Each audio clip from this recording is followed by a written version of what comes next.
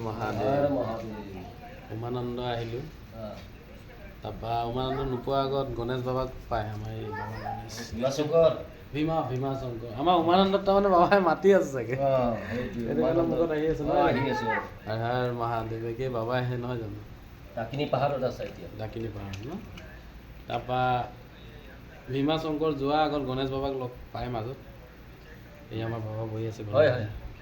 ইয়াতে সেৱা চেৱা লৈ ইফালে যাব লাগিব তেতিয়াহে পূজা সফল হ'ব এইভাগটো নেচাৰেলে হয় ন নেচাৰেল পূৰ্বৰ যুগৰ নহয় জানো এতিয়াতো নহয় এতিয়াৰ নহয় নেচাৰেল নেচাৰেল ইংৰাজীত নেচাৰেল কয় প্ৰাকৃতিক প্ৰাকৃতিক